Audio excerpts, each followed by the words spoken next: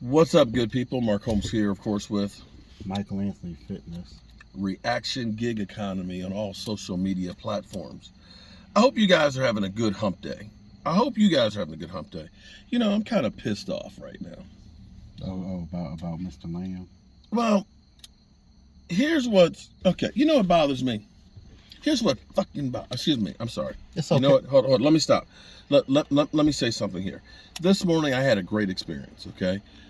With Philip E. Barb in his 6th grade class. Okay, so you guys watching, I really enjoyed talking to them. They're 6th graders and they're doing podcasts and stuff at school, and so they actually were asking me questions and things like that. And here's what's going to be cool is and Philip told me that he says, is it okay if I send you the top 3 podcasts and stuff? I said, I'm gonna do one better for you. I said, send me those top 3 and you tell me the one that does the best, and I will go ahead and end up letting them do an interview and put them on my show. They were like, oh man, that's cool. So they were like, what? So they're all excited. I mean, again, it's just Jobu Sports, no big deal.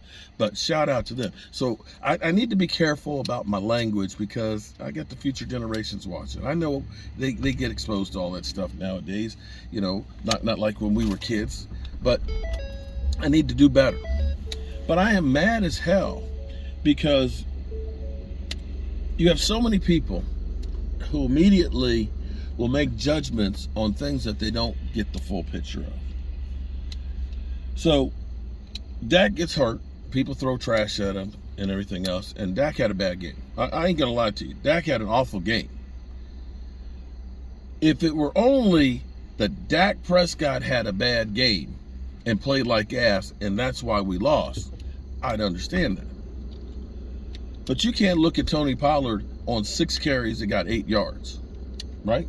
But one of them was because of that boneheaded trick play that well, lost. He only lost. Well, yeah, okay, but still, he lost 8. He was negative 8 or 9 yards after that play. So if you take that out of the way, then there's the 5 carries, then he had 8 yards, or excuse me, yeah, or 10 yards. It still wasn't a good day. You can't look at, say, Kellen Moore called a great game because Devin White basically said all we had to do was look at last year's film. It was the same game plan. You can't look at Jerry Jones and say that he actually got players out there who could actually play. He took the first statistical offense last year and made them the worst. That's Jerry Jones. But don't forget about our offensive line coach too. Well, okay, but again, I'm saying there's plenty of blame to go around. That's a Mike McCarthy guy. What I've heard is I'm done with Dak. Trade Dak. Dak sucks. Dak. Okay, when I see the numbers that start coming out, they'll say, well, if we only had another quarterback, we'd be fine. Well, here's the thing. The statistics, there were 87 receivers that had at least a minimum of so many plays, right? I thought it was 5. Huh? I thought you looked at one. Well, okay, that was something else. That was a different one. I'm going to get to that one. But 87 players that they had, and they measured the amount of separation. 87. Okay? So that's like 3 players per team. CeeDee Lamb was 67th out of 89 in separation. Was it Semi 20? Semi was the best at 20. I think it was 20 or 21. I think Noah Brown was like 50-something. Okay, so if you understand separation, that means you're getting away from the defenders, right? Which means you're throwing to a guy who's open. If CeeDee Lamb was 67th in the NFL, he was never open. If none of these guys could crack the top 20, then none of them were really open. And trying to throw to guys that aren't open doesn't really work. So yes, Dak had a hard time getting his receivers because literally, I'm right here, okay? What do you expect? Now, I'm trying to understand something else here. Okay, I get Noah Brown has some experience, okay? Understand, Semi Fioco has been on the team last year and played a couple plays. Understand, Houston wowed you in training I don't camp. think it's better than But Tolbert. you invested a 3rd-round pick in Jalen Tolbert.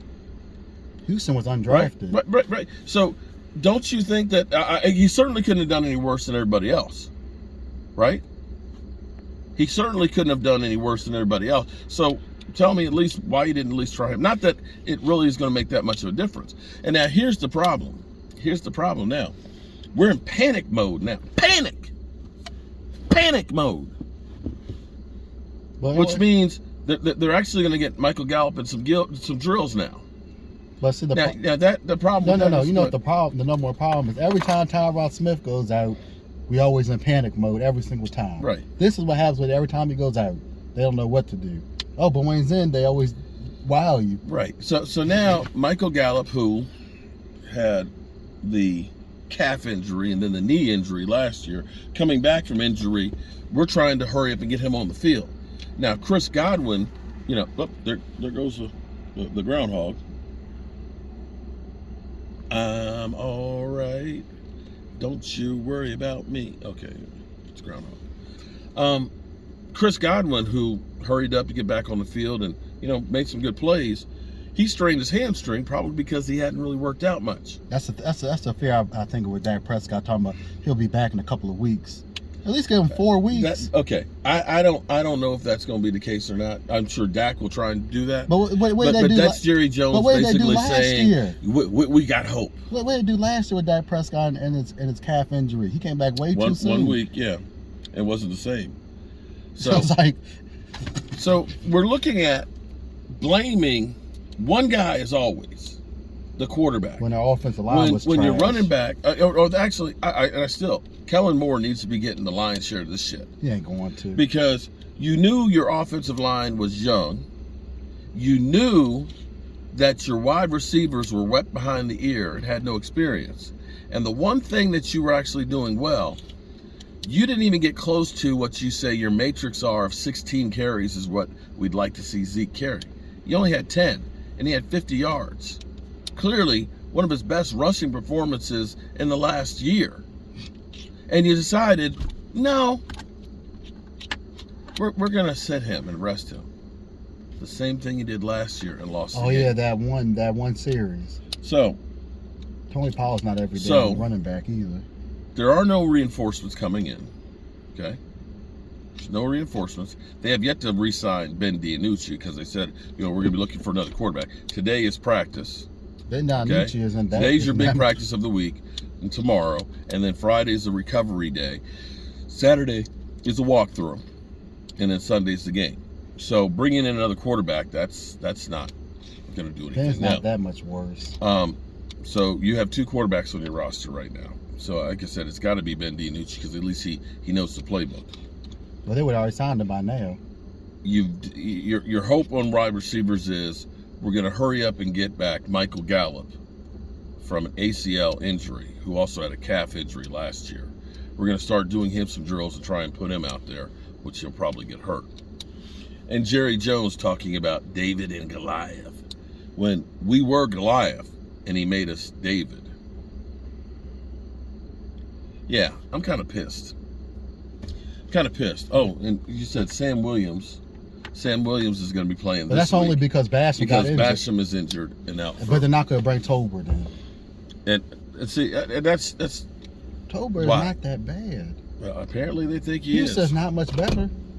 Now I'm only going from what I see in stats wise on Madden, but that's 2 totally different things. You know what? We are. You know what? I hate to say this, but we are exactly what they say we are. Dysfunctional. Jerry Jones. No. What does your man Stephen A. Smith say? The accident waiting to happen. Yeah. We are the accident waiting to happen. Keep saying Jerry that's Jones, what we are. And here it is.